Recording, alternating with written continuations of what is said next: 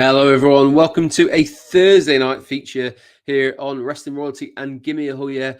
Thank you very much for joining us. The very obvious reason why we're doing a Thursday night feature is because tomorrow night is Valentine's Day and I don't want to upset my wife and Sam doesn't want to upset his wife. So it's a very good reason to instead join us on a Thursday night. And let's face it, it's always nice to mix things up. And tonight we are going to be mixing things up. We are going to be talking about NXT. And we are going to be talking about Vengeance Day in particular, which comes live from the USA capital, Washington, D.C.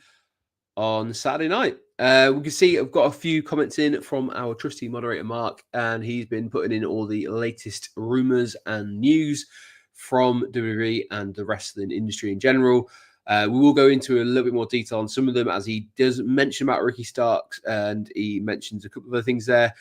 WWE has signed Demolition, the original Demolition, and I've saw them for the Love of Wrestling, which is I think is this weekend as well over in the UK. A nice wrestling convention where you can meet some of the legends of the industry, as well as some present day superstars as well.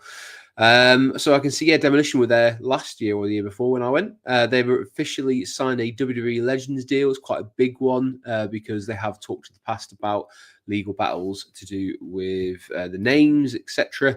And they were also part of a CTE lawsuit against the company, which was eventually dismissed. So about concussions, etc. R-Truth's been moved to SmackDown, and John G is in. Hey Shane, I think it's a new name every week, but someone who's not a new name, let's bring him in. I can see he's eagerly awaiting to join the action. Mr. Sam Smith, how are you doing, sir? I'm all right. Looking forward to Valentine's Day. Looking forward to Vengeance Day. It's my anniversary as well, the day after Valentine's Day. So it's an expensive bloody month for me. I feel like you need to start that with like anniversary, but it needs to start with a V somehow. Vaniversary. Vaniversary, yeah. If I owned a transit van or something, that'd be a great, anniversary when I bought a van. But I don't think I've ever even driven a van. So there we are. I thought I was going to be a bit late tonight because I had something to do. Jess had some car troubles, so I had to go and get her in my car. So we've left the other car there. We'll have to go and get that tomorrow. But we did that in good time, so here I am. Fun, good story, bro. Well, it's good to have you in, and it's going to. Well, I'll leave everything. Any other comments I'm going to leave out of that because you've got a very busy weekend and we've got a very stacked card to get through. So it's really important that we throw up the usual. Pretty pictures. We'll push ourselves to the side and we will crack straight on because Vengeance Day actually has more matches on the card than the normal WWE premium live events do. So we've got a few matches to get through. I think there's actually 6 in total. Lots of championships on the line, grudge matches galore, and yeah, NXT is pretty hot right now. Before we get into it, what are your thoughts on NXT generally at the moment? I'm very excited. I like. There's a couple of things that have got me really excited, and hilariously, neither of them are primarily to do with NXT. The first is the return of Evolve Wrestling, because for me, NXT was at its best when it used Evolve as a filter system, as a recruitment system. I very much enjoyed the shared universe that Evolve and NXT had.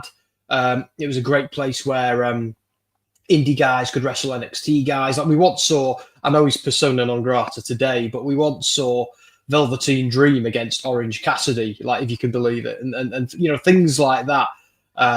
So I'm really excited to see how Evolve feeds into NXT and what happens from there. And Gabe Sapolsky is booking it as well. Now he's back with WWE, so that's really exciting. So the original architects of it are back in control. And the other thing that excites me is the TNA partnership. Like we saw JDC, Fandango, Dirty Dango, whatever you want to call him, have a match against the oddly heel again, Lexus King. Thank you very much, Mark. It's more for her than me. I'm joking. It's very much for me. So the TNA Evolve NXT triumvirate, for want of a better word, makes me very excited. So. And NXT pay-per-views are always good. Like, there's nothing on this card, I'll be honest, that makes me go, oh, yeah, can't wait. Like, I'm looking forward to the show because I know it'll be good. But there's nothing like on here, like, for example, Finn Balor versus Damian Priest or Gargano versus Ciampa or any of that stuff like to get that gets me really excited. But I do think some good storylines will come out of it and evolve, if you like, from this card. Well, we will get into each of the matches, and then I reckon by the end you'll be even more excited about a couple of them in particular. But I think you're right. I think it's just a good card in general. Sorry, I think it's my. Can you hear me? Yes. Sorry, I think I touched my headphones. And I can't hear myself, which is even better. Good. There we go. I won't mess with it again. Before we get into it, as always, please make sure you do hit the subscribe button on all the channels that we have under our sort of family or community that we've got going on, which is Wrestling Royalty, Gimme a Hell Yeah, WrestleSphere, and Roller Coaster are running. There's always plenty of content coming out across all of them. Don't worry, Mark. That was a slight technical hiccup. It's been sorted now. Don't you worry. That was me. I'm really sorry. It was my headphones. I won't do it again. WrestleSphere. I had the privilege of speaking to Donovan Dijak. Some of you might just know him as Dijak. Some of you might know him by other names as well that he's gone past in the past in both NXT and on the indie scene, Ring of Honor, etc. But an interview went out on Tuesday after I spoke to him on the Monday, and it was a really, really good interview, if I do say so myself. It lasts about 20 minutes. You can find that on the YouTube channel, and also you can find the written format as well. If you're still old school like me and Sam, you can go check out the comments that he made about the recent releases in WWE, the fact that he still has PTSD when it comes to those sort of releases, and how this one was. He said bittersweet. I think he kind of meant a little bit cathartic because he obviously wasn't involved this time. He didn't need to worry about it. But he gave some pretty sage advice. And it was nice to see some of the bigger titles in the industry like Fightful and Wrestling Inc. pick them up as well. So nice to see that going around. But go check it out for yourself. You can see that over on WrestleSphere. So let's dive into it, Sam. First match we've got up here is for the NXT Women's North American Championship, currently held by Fallon Henley, and is challenged by Stephanie Vaquer. Stephanie Vaquer has kind of had an interesting start to life in WWE because she jumped in on the live event in Mexico, I think it was, and it was kind of like let's kind of get her out there, and she was keen to do that show. She's found herself on NXT. She was in the Royal Rumble. So she's getting exposure across the different brands, but she's actually now finds herself in a title match for, I guess it's the newest title in NXT, held by Fallon Henley. What have you thought of Stephanie's introduction to WWE and NXT? I think she's looked like a star. I think it's kind of come at the wrong time because it was like, for those who don't know, she's had like a mega rivalry with Giulia in the past. And they've kind of come into NXT together as two warriors who've spent so much time on the battlefield against each other that there's that now an understanding between them. Only queens can understand one another. Vibe between them both, which is pretty cool. But I kind of feel like it would have been a bigger deal if she hadn't come hot on the heels of Giulia. But even so, like looking at her at the Royal Rumble, like when she came out, my wife went, "Who's that?" But the crowd all knew she looked like a star. And see that picture looks like it's been made by AI. but anyway, so yeah, I think there's a lot to say. She's very good in the ring. I'm not so sure she's so good on the mic because particularly with an English speaking audience, I'm sure she's much better with the Spanish speaking audience. But great in the ring, looks $1 million. I think the future's bright for her. I'm a big fan. It's fun as well seeing such I don't want to say an indie darling because that does her a disservice, but an international darling, shall I say, come and do so well here. And it's nice that WWE have brought her in and have acknowledged her stardom from the beginning, not just because they want to do it for them. But like they're like, this person has been a star and will be a star. So it's kind of nice that they're putting her over in the way that they are. Yeah, I kind of feel like her presentation so far, she does feel more ready for the main roster than a lot of the girls do on NXT. And obviously that comes from the experience she's had and working in places like AEW, like she has previously before as well. And it feels like it's inevitability to get her onto the main roster, but she's kind of just paying the dues, building a few other people up on NXT as well. But at the same time, as you say, she does have that kind of like aura, I guess. I think the kids are calling it a lot of the aura side of things.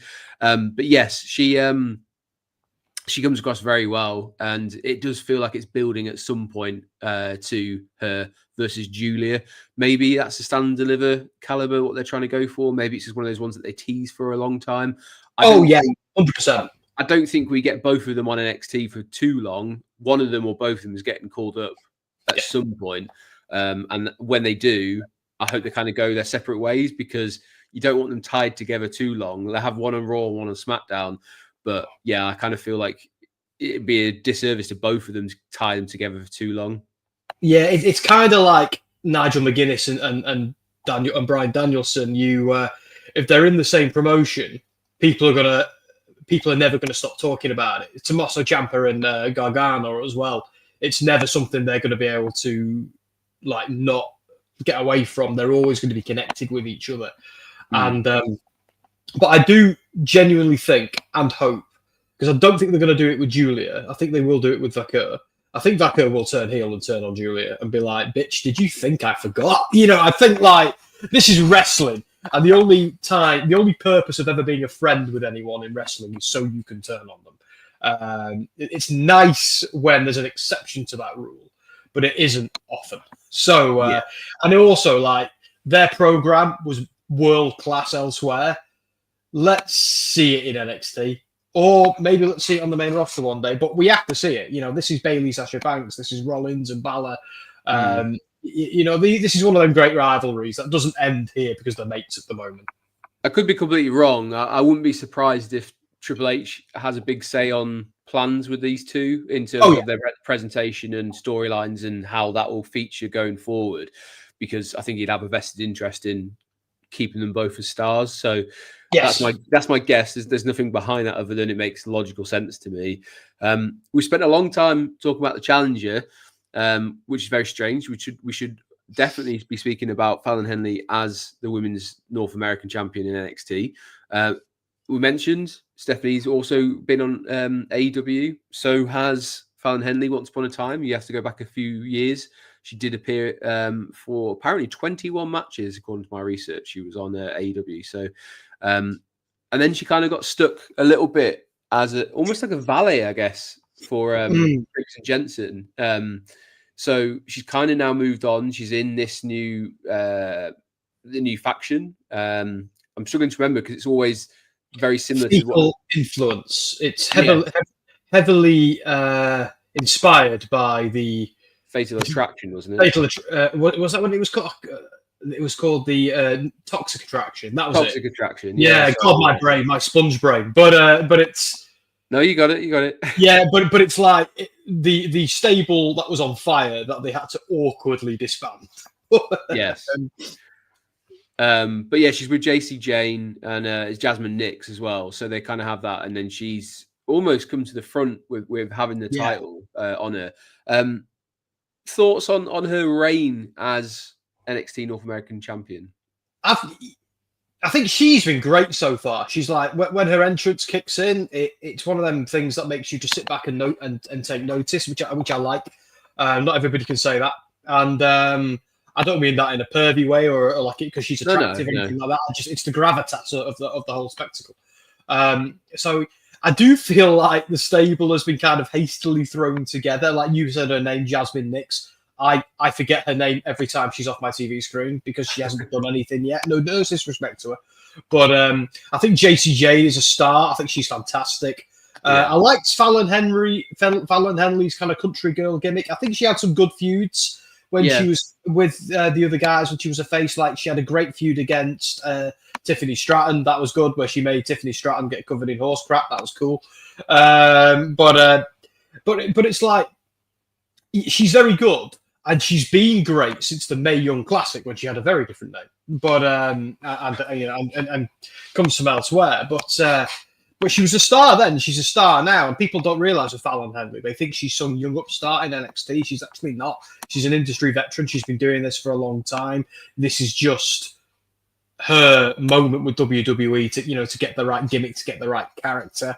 But I feel like a little bit with them kind of thrusting this stable together to be the new version of that last one. It just feels a little bit, I don't know, she feels a bit miscast. Like the other two are pretty mean girls. I get that that's what they're trying to do with her, but because they've already kind of done this country girl thing, and they've kept that with her heel turn, they've just worked with it to adapt it into a more villainous role, which is great. But it's like, I don't, when she's now doing the whole sexy thing, which is like that stable's gimmick, and where she is obviously stunning. I don't know. It's hard for me to now see her that way after seeing this earnest character for so long. So I'm struggling with it, but I think she's great in the ring, and I think she knows what she's doing, and I think she's retaining as well. Although I'm not 100% about that one. We'll see. Yes, this is a difficult one to call, which, that's how we'll wrap this one up. I do think she's going to retain, but I think it'll be like a DQ or an interference or something. Yeah, it's not going to be a sort of a straight-laced loss. But yeah, I was just looking up there. Her name in the Mae Young Classic was Tanilla Price, and she lost to Lacey Evans. Yeah. And then apparently she also, in the second one, lost in a dark match to Britt Baker. Yeah. So she's... there's some interesting facts. Fallon Henley has been around a lot. As you say, it does feel sometimes like people think she's sort of new to the business or new to wrestling, but definitely not the case. And I'm sure she'll remind everyone of that on Saturday. We'll move on to one of the non-title matches. Now, obviously, Trick Williams has been the sort of the face of NXT for a long time, and it still feels a bit strange not seeing him as the champion because he kind of established himself over the last sort of year and a half, possibly more, into that position. He finds himself on Saturday against Eddy Thorpe in a strap match. Now, this was confirmed as a strap match just this last week on NXT. And Eddy Thorpe seems to be someone that NXT is keen on sort of pushing a little bit further, see how much they can get out of him, and see how the audience responds. So they've kind of had him attack Trick. He cost him the title chance of regaining it a couple of weeks back, and this has kind of developed into a bit of a grudge match, and hence we got a strap match as well. So just a normal strap match, none of this bull rope or anything like that. It's just a sort of a straight one where you're just going to see them basically just hammer each other with a leather strap.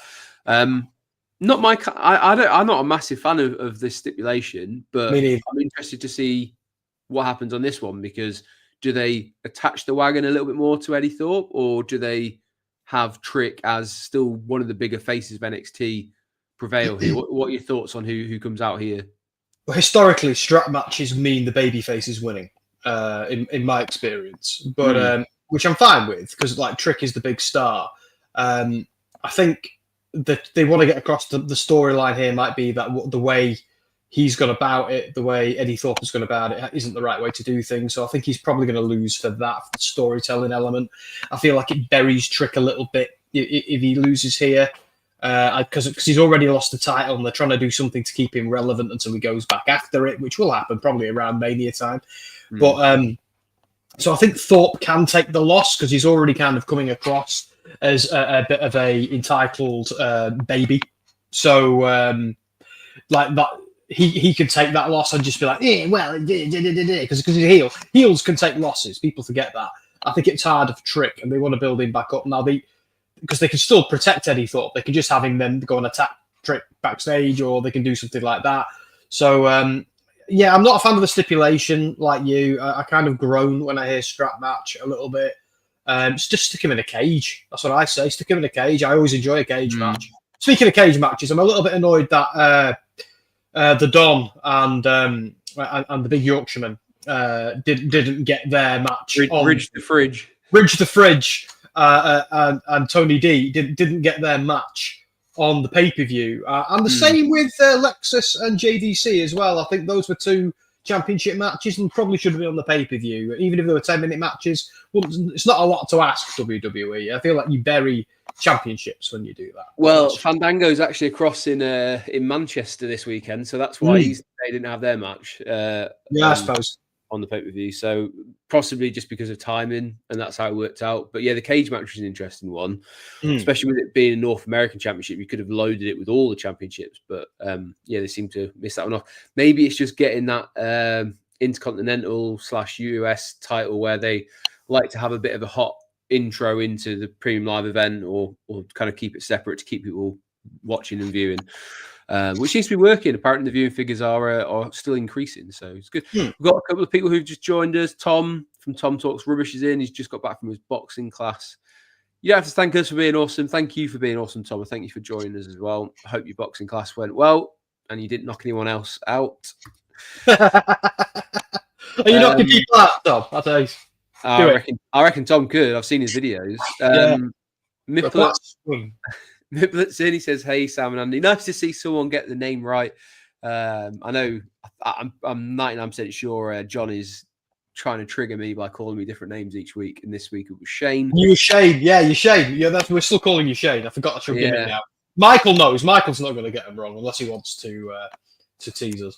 But we'll move on. So we've got a tag team match, and I actually want to say the NXT from this week had a tag team triple threat match, basically to be a number one contender in all but name, and it had Hank and Tank, who I've kind of been sleeping. I wasn't that bothered by them, but I thought the triple threat match on Tuesday or Wednesday morning when I watched it was fantastic, really, really well done. Tag team division seems to be slightly building a bit of momentum again after I would say it's a couple of years really on the back burner. And you've got Fraxium. I don't think Sam's a massive fan of me calling them Fraxium. I should say Nathan Frazer and Axiom. No. I don't mind the name. The name's cool. I'm just not a fan of them as a tag team. I think they're both incredibly talented guys, and I think they'd be great to have a pint with. But I can't wait for one of them to betray the other. I'm just like, I wake up every morning and I'm like, it's today the day, and I go to bed at night, and I kneel down by my bed, and I'm like, dear Lord, please. I just kind of have an image of you know, that Wolverine meme where he's like stroking the picture of Jean Grey, but like, yeah, it's not for you, exactly it's just a picture of those two with a big like sort of like cross through the middle. I've got that immortal image of Ciampa smacking Gargano at the top of the stage, and I've just kind of chopped out both of their heads and stuck. Just crudely pasted on. And every day it's like, it's like one day I will get what I want. Give me what I want. But I tell you what I'm quite excited about this tag team match because this is a proper clash of styles, no pun intended. But you've got the sort of the really hard-hitting challengers versus the high-flying, like very fast-paced title holders as well. So in case you don't know, because obviously the names aren't on there, it is Nathan Frazer and Axiom as champions versus Josh Briggs and Yoshiki Inamura, which I've probably butchered the pronunciation of his name. I think so. But fun fact about Inamura, for those who don't know, he is kind of on I guess, he's come across from Noah, Pro Wrestling Noah in Japan, and he's come across on a sort of like they have like a thing where they can change people around. We've seen Charlie Dempsey went out to Noah as well.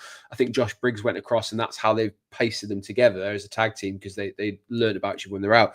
I actually saw Inamura win the Progress Atlas Championship at last WrestleMania weekend on the Progress show, and I remember seeing him going like, this guy is not the usual wrestling shape. He's got a sort of big barrel chest. He's a big guy, absolutely destroyed people's chests with his chops and things like that. And then if you haven't seen it, his sort of frog splash that he does off the top rope is incredible. He just sort of forces his entire weight up and then just pushes right down. It's one of those ones where you go, okay, if someone did that to me, I would probably just die because my chest would be caved in. So he is very believable in like everything that he does. And it's good to see that they've got this almost like exchange program. That's what I was looking for, where they kind of send each other like superstars and wrestlers in different directions. And I think there's a genuine chance these guys could win the titles. It'd be an interesting direction to go, and I kind of feel like Josh Briggs needs a little something to boost him back up again. About Josh Briggs and the thing he needs. Pitch it. Go on then, Sam. Pitch it. Josh Briggs is still the reigning, but not defending, Evolve Heavyweight World Champion. So Evolve is coming back, and WWE need to remember that Josh never lost that belt. So when they bring Evolve back, I would love for him to come storming out and be like, listen, you bunch of whatevers, I'm still the champ. Or at least for Shawn Michaels to come out, or Gabe Sapolsky, or Triple H, or whoever else to come out and go, Josh Briggs, will you come to the ring, please? I believe this is yours. I think that'd be great continuity, be a great moment. Like, it was owned by WWN when he was the champ, and then it became defunct during the pandemic, bought by WWE. But I think it was a wasted opportunity not to do that. He never lost it. He was never officially stripped of it. So let's have that, which suggests to me I'm not going to get my wish, and Axiom aren't going to lose here and turn on each other. Because it's great that they've got Inamura in NXT at the moment, but he might not be there forever. Because he's also got unfinished business over in Noah as well. So it'll be interesting to see what they do, but I predict Axiom are going to win this one. And I think Mania time is where they might break up and something goes wrong. But right now, Briggs has things to do. Briggs has a belt he needs to reclaim. And I think in about a month's time, he might be doing that. And if he doesn't, well, my father will hear of this. I think you just need to categorize that as a Curtis Axel hasn't been eliminated from the Royal Rumble, and so I disagree. I think Go has never lost the North American Championship and all those kind of ones. That I don't think so, because like Josh Briggs is in NXT. That WWE own Evolve. I'm not going to be the only person who remembers that. The Evolve Championship matters. Like, yes, they're going to reboot it, but they do need to acknowledge it. And it'd be a wasted opportunity not to as well. Because there's a lot of people who have held that Evolve belt. And there's going to be a lot of people who might even be on the main roster or on NXT right now who are going to make a point of that and say, look, I held that belt. Like Johnny Gargano, loads of people have held that belt. And they are going to need to do something, particularly if Gabe is booking it, because Gabe is going to remember. Triple H is going to remember. Paul Heyman turned up at Evolve shows. So I actually don't think this is a Curtis Axel moment. I think this is something they have to acknowledge. We'll find out soon enough. Yeah. We'll find out. Maybe let's go for Hardys to show up at the end of this match as a huge surprise. Maybe that is the way. Maybe we see Axiom versus the Hardys at Stand and Deliver. Maybe that's like a sort of big thing. And hey, they might even throw in a ladder match. I wouldn't be against seeing the Hardys get the NXT championships, tag team championships, just to kind of claim them all, I guess. Like, that would be a kind of cool moment. I don't think that there's many people who could say all the different titles that they've held in terms of TNA, Raw, SmackDown, NXT. They never got them in AEW in the end, did they? I don't know. I can't remember. But I'm 99% sure they didn't. But they probably didn't. To answer that, we do have another non-championship match, and this time it is Javon Evans with a sort of cracked jaw and all, and he's going to be facing off against the person who did that to him with Ethan Page. And Ethan Page has obviously been displaying this kind of new ruthless streak rather than sort of just jabbering on all the time. Instead, he's actually kind of showing that he is a man of action. And this started because during a sort of, I guess, like a bait and switch where it seemed that Ethan Page could even be retiring or doing something, moving away. Instead, he attacked Javon Evans, who came out to plead with him to stick around with a steel chair. They had the whole blood out the mouth stuff. And ever since then, Javon Evans has been trying to get medically cleared. And this week he was told, yes, you can, but there is a chance that you might end up never wrestling again. So they put a little bit of jeopardy in it. Ethan Page said, I will make sure that happens. This time I'm going to break your jaw, etc. Good sort of blood feud in this one. They've built this over the last few weeks. Javon Evans has been kind of pushed into being, an upcoming star. Gave him a little bit of a break out of the ring. And I think they've done a pretty good job of selling this, especially as it is quite an over-the-top thing that they've implemented into the storyline. Have you been buying this whole cracked jaw story that they've been painting? I loved I love Javon Evans, by the way. I think he's ace. And I love Ethan Page as well. And fun fact, Josh Alexander might be a free agent, so let's keep an eye on what happens there. But with Javon Evans, yeah, I'm a big fan. I thought the attack with Ethan Page, it was obvious it was going to happen because he cut a great promo, and then Javon cut a great promo, and I thought, oh dear, wholesome things like this only ever happen in wrestling because it's going to go wrong. And then it did. It was a great attack. It was really, really cool. But since then, the whole Javon going in Ava's office has it's just been kind of comical. And I can't help thinking this is going to be a 7-minute match that ends in Ethan just smashing his face with a chair, stamping on him, and doing really, really, really horrible things to him.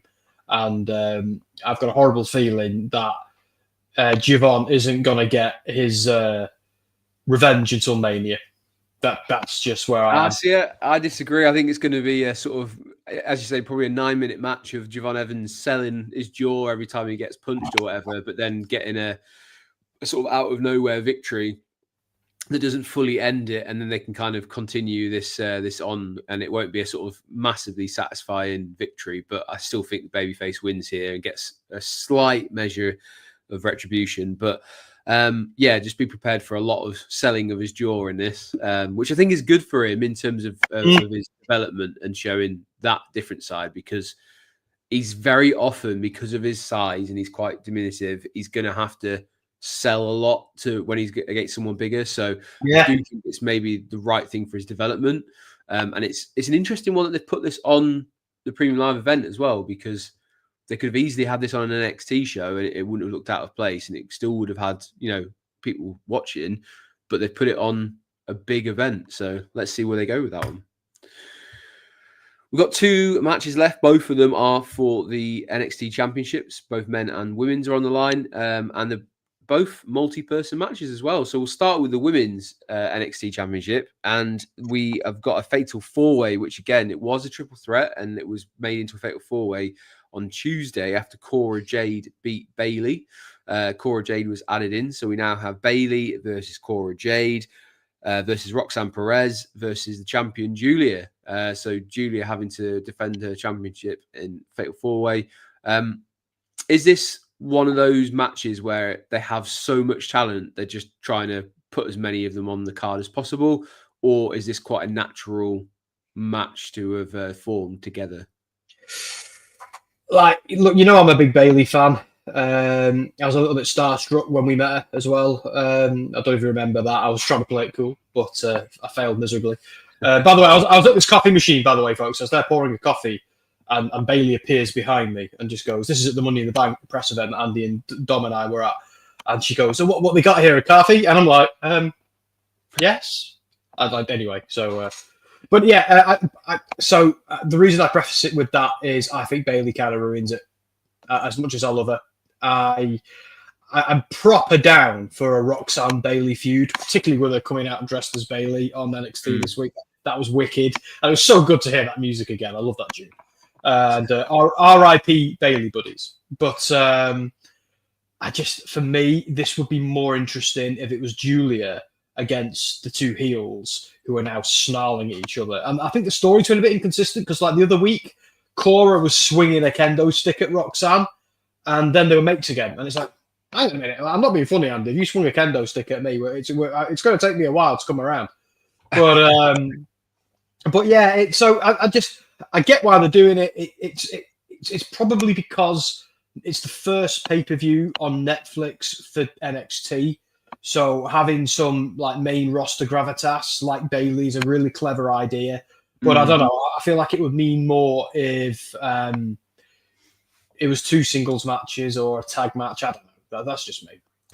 I do agree. I think they've kind of jumbled up a couple of different storylines here, and I kind of feel like the match really would have been better if it was a triple threat between Roxanne Perez, Cora Jade, and Bayley, because they've been telling that story of both of those were big Bayley fans growing up, and they could have had this as the opportunity to kind of go against someone that they looked up to, whereas Bayley's got to try and put them in their place. as you say, they've kind of jumped around as to who's attacking who and all that sort of stuff. And then you've got Giulia, who just seems to be stood in the middle of like a storm going around and not fully understanding what's going on. The fact that Ada then came through and then you saw that she's whispered something in her ear, basically saying, I'm going to make this a fatal four-way. Are we just supposed to believe that Giulia is okay with that? Because I'll be like, no, I don't want another personality to this match. It's ridiculous. Fighting champion. Put 6 in there, Ava. I don't care. You get in there. Put me dad in there. Put whoever. No, put me dog in there. No, I think it's the fighting champion mentality, isn't it? I get that, but they haven't told that. So it's a strange thing where you get, because like you could be a fighting champion, but you also know Scott Steiner math dictates that your odds are going down every time you add someone into the match. It's ridiculous. That's proper maths. That's not Steiner maths. That's real maths. Well, yeah, I was going to go into the whole, like, you add Cora Jade in and the odds go down 25%, but then they're actually... You just make me feel old with that reference. That's all you do. You just make me feel old. But yeah, I don't know.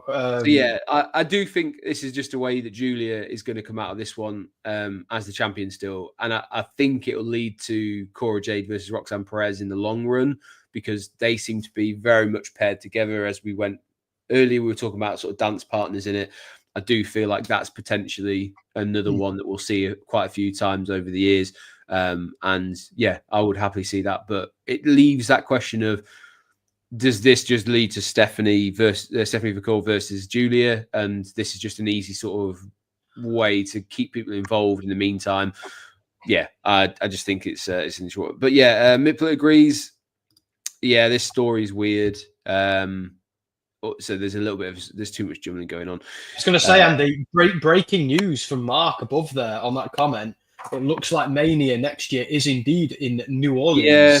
The name of, or the location has been kind of floating around for the last few weeks, and there was speculation that they were going to put a press conference together over Super Bowl weekend like they did last year for LA. For Philly and LA, and that they've done previously, but then that kind of got kiboshed. But the rumors have continued, and it seems like we're imminently about to find out that New Orleans will be hosting WrestleMania 42 next year. You know what that means? As you can see, Sam is rubbing his hands together, so it could be a Gimme Hoya / WrestleSphere journey out to the Big Easy. Certainly. Well, it depends on where. Yeah, it's the Big Easy. It depends, because like you guys won't know this. It's one of my bucket list manias. Andy's already done it before. I'm so jealous.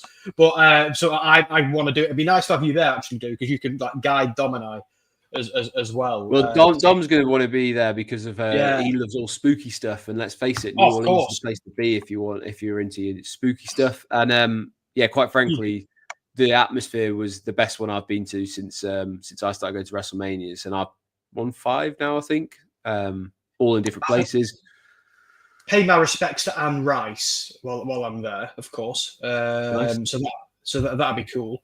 But yeah, like that's why it depends where I am in my family planning journey. But I'm not being funny. I know we've distracted with this news.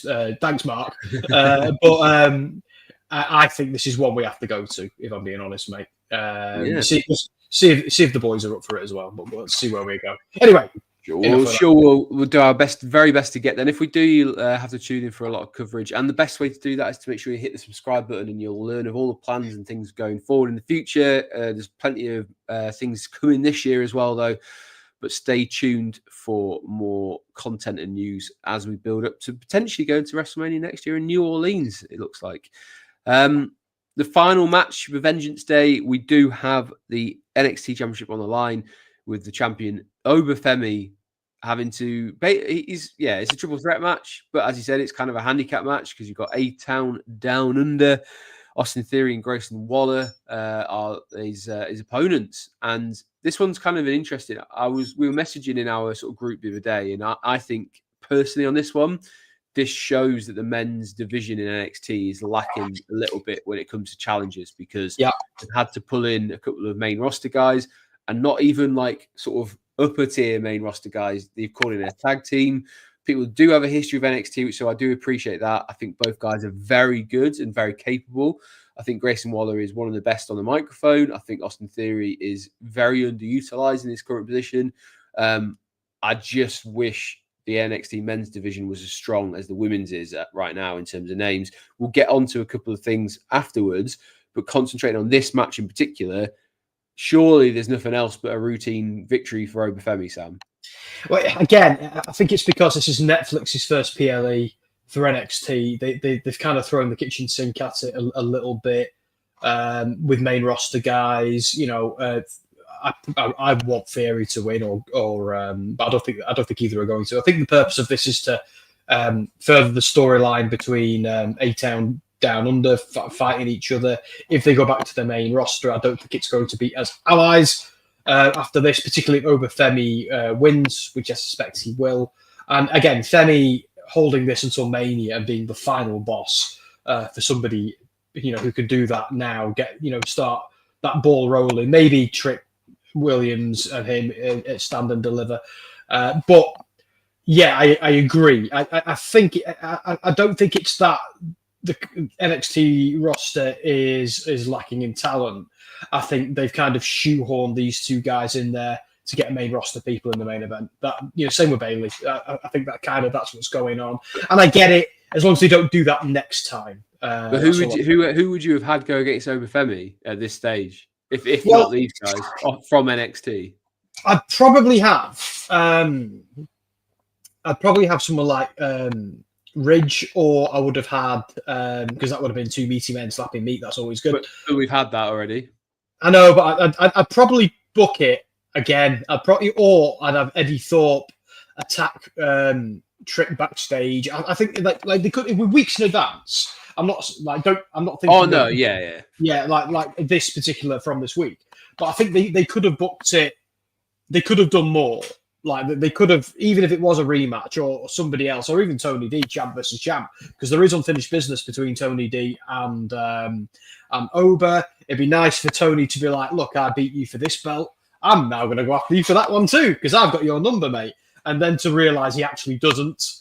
That would have been cool. I think that would have been a fun thing to cultivate because they even teased it. There was even a moment where Tony D was like, "Yeah, you're big and scary, but remind me who did I take this belt from?" That's a good story. Do something with that. So I think that would have been preferable to these two clowns. But I'm also I actually would have liked him. It's someone from TNA. I think would have been to have brought across someone believable from TNA. But I guess, how many times can you have someone from TNA come across, challenge for the championship and not win before people just go, well, that's never happening? Yeah, well, yeah, I do think they can do that a few more times before they actually do it. Like, we are going to see some upsets at some point where people start winning each other's belts. That is going to happen. Like TNA and AEW, when they had their crossovers, that they did that with Omega nicking off with the TNA belt. Yeah, I think they could have done that. There's a lot of people in TNA, and I like even Joe Hendry, even in a losing effort, would have been one hell of a thing to put on the first page. Champion versus champion, yeah. Yeah, but they've probably not done that because they didn't want to, bury either one. I don't think they would have been. Like, taking a loss isn't a burial. But Sean Spears, Michael suggests that would have been a good one. I think the point you and I are both making is there were lots and lots of better options. But I get why they're doing this. But I said that I don't even want to knock A-Town Down Under because I do think they're both really talented guys. I just think in this circumstance, it just feels a little bit hollow. But in theory, is a former Evolve champion as well. Yeah. So just throwing that out.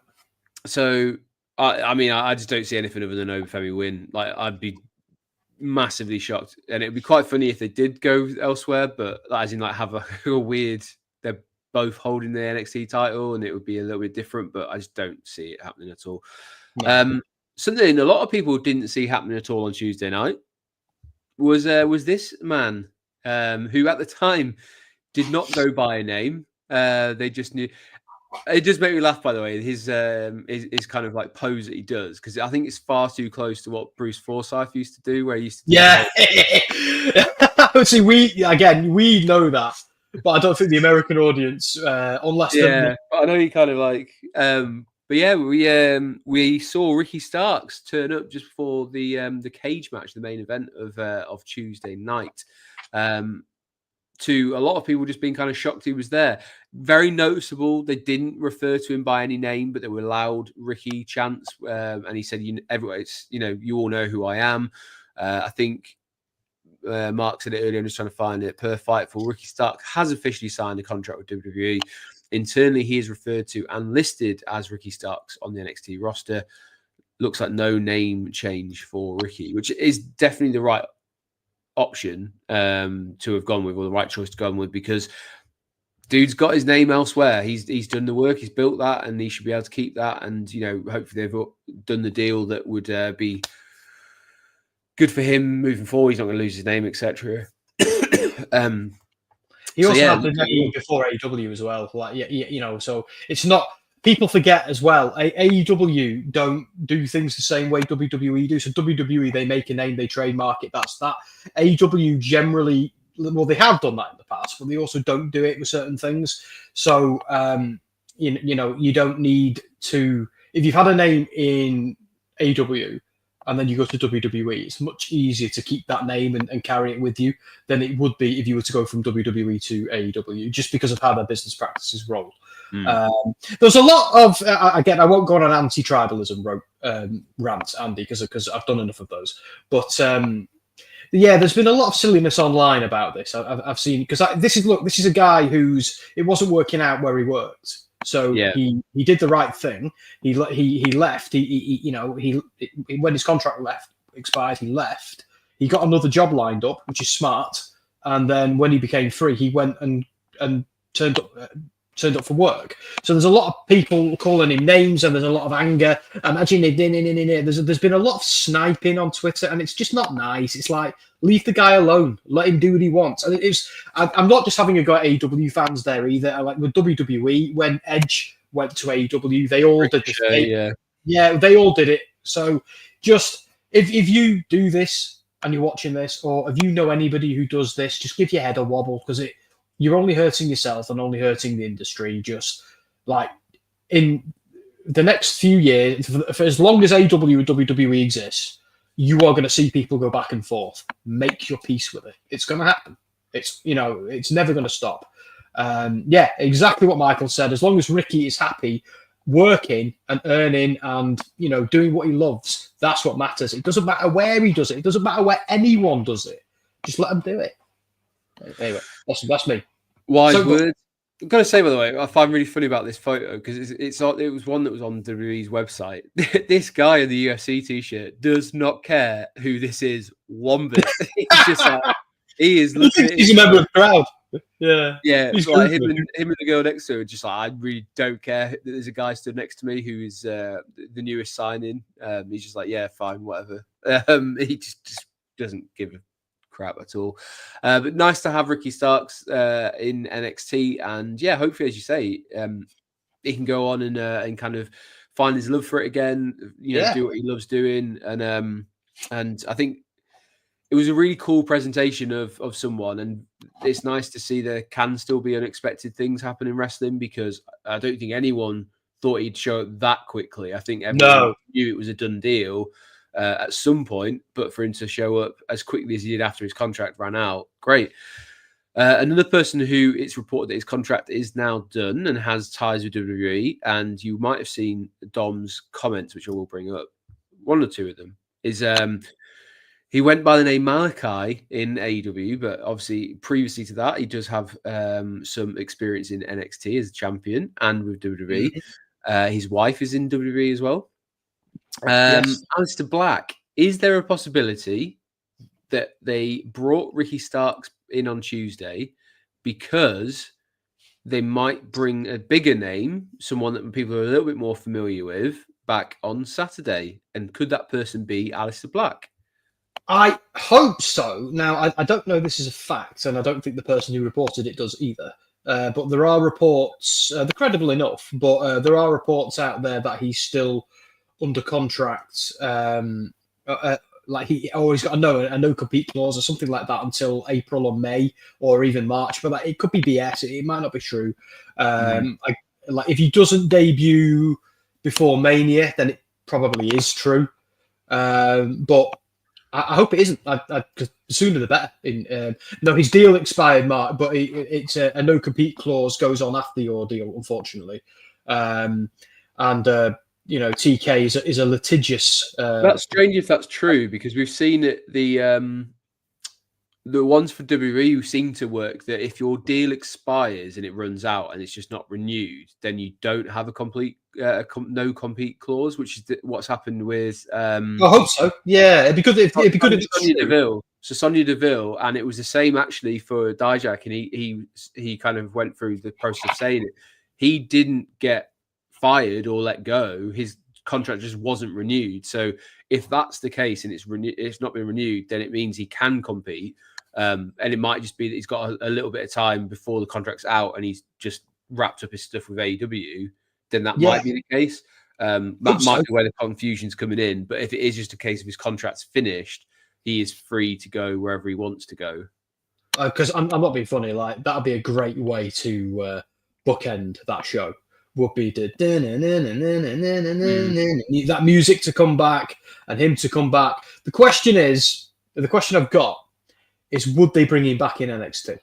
Yes, because I think at the moment, if you believe a lot of the reports, where the hell is he going to fit in on a WrestleMania card, which is pretty much booked already? Because if you bring someone in middle of February, are they going to be able to bring anything meaningful? Because they've kind of sowed a seed that, yes, Chad Gable's gone to see someone about it. It could be Aleister Black, because a couple of things he's mentioned tie in with his wrestling school.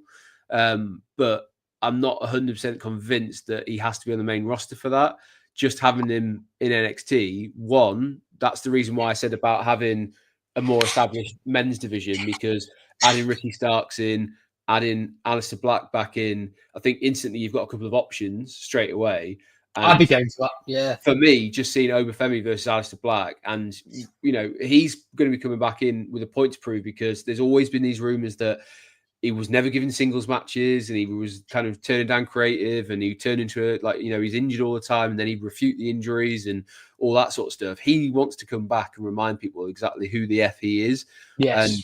And seeing him deliver it, and I said this to the guys during the week, seeing him do a black mass on Femi and knock him out with that one kick would be insane. So I would love to see him do that, whether that's how he kind of introduces himself back in. He doesn't have to win the title. But I always felt he got a little bit of a rough deal because he was kind of overshadowed in NXT by Gargano and Ciampa's feud that was going on. So yeah, hell yeah! I adored him in NXT. I adored when he was in NXT. I remember thinking in NXT actually. I remember watching his entry. It was the Adam Cole match. He had that awesome Adam Cole match that he had where he smashes Cole against the top of two chairs. Yeah. That was just savage, but it was great. Because I loved him at that point. I thought, this guy's the future. I remember thinking, my God, who cares if The Undertaker retires, because we've got this guy. I remember actually having that thought while I was sat watching that match. And but then they kind of they put him in that tag team with Ricochet, which I didn't think was right for him. Great matches, great stuff, but it just didn't feel right. And AEW, I liked him being a bit of a cult leader. I thought that was cool, and the continuity with the Eye and the continuity with his relationship with Buddy was cool as well. The gimmick where he was like, "Won't someone knock on my door and pick a fight with me?" was awesome. There should be more stuff like that in wrestling. Yeah. So I kind of want them to go back to basics, but it'd be fun if they kind of did the Dark Father stuff, because that had a lot of promise.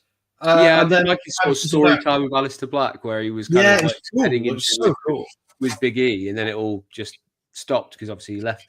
That was kind of really cool, because they even gave him those really awesome vignettes where it was the animation was amazing, and they put a lot of money and effort into it.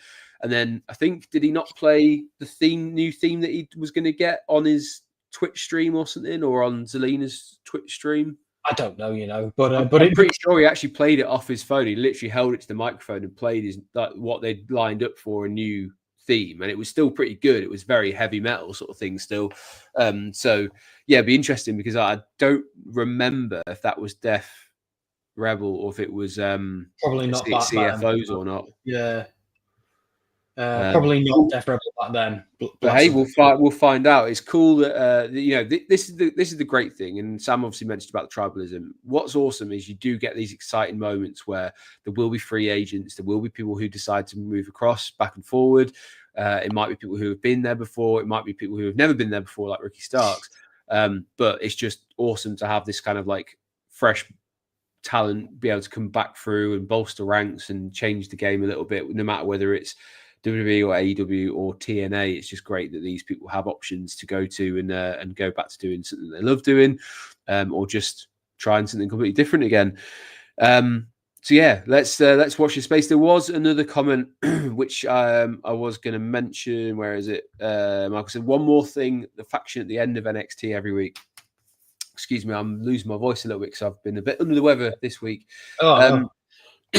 Anyone who's been tuning in to watch NXT will have seen right at the end they kind of throw up the sort of I don't know what it's called. It's that sort of technical where they have all the different colours on the screen when things go off air, and it's had words that appear which have been saying Vengeance Day, and then it's been flashing now to sort of silhouettes of 4 guys. So there's a new faction that will be appearing at Vengeance Day at some point. So expect them to be involved in something. We don't know what they're going to be involved in yet. There are rumors as to who the 4 are, and they are sort of names that are already attached to NXT, but they'll be sort of either reintroduced or repackaged into this faction. But then again, there are now rumors that Ricky Starks might be part of this faction, and this is what he was referring to when he meant about turning the brand upside down. So let's just watch this space, see what they do, and hopefully we get an exciting faction introduced. But watch this space is all I can say. There's a lot to look forward to. I hope they're not going to. They haven't. Sorry, mate. Go on. So no, go on. I was going to say they're not naming them after vegetables, or they're not going to, or call them Rumple Foreskin or something like that. Because my opinion on NXT names. Rumple Foreskin. Do you know what I mean? It's like yeah. I saw that list of names they patented the other day, and I was like, was it something in London or something was on there, wasn't it? It was and every single one was such an NXT name, and I'm like, I think you've got. I always put these names through the WrestleMania main event test, and it's like, look, Cale Dixon's a great wrestler, and like, yes, he was on some trash TV show before he was a wrestler. That's fine, whatever. But is Cale Dixon, a guy named after cabbage, ever going to main event WrestleMania? I don't think so. It's just I don't know, like. Although there was once upon a time where I didn't really think. Do you remember when Vince was having a period of insanity and kept on deleting people's first names and surnames, and we nearly got Theory versus Riddle as a potential one-day WrestleMania main event. So rather than Austin Theory and Matt Riddle, but anyway, that's my silly rant. The names that are sort of touted to potentially be them is Saquon Sugars. Sugars is spelled Shugars. Cutler James, Keanu Carver, and Dion Lennox. No, they're already. Dion Lennox is already on the. Dion Lennox is the guy who comes out with the glasses, right? He's absolutely right. He's a bit of an odd. His gimmick is he reads books and then beats you up. Okay. Yeah. But yeah, they're the names that are supposed to be in the faction, but whether that changes or whatever, we'll see. We're going to wrap up, guys. Thank you very much for joining us on the Thursday night feature. I hope if you are celebrating Valentine's Day, you have a lovely Valentine's Day. If not, then enjoy. What's the thing they call it? There's a thing for like people who just celebrate on their own. No, it's not. I nearly got on thing one at a time. In your eye, and I was like, no, don't say that.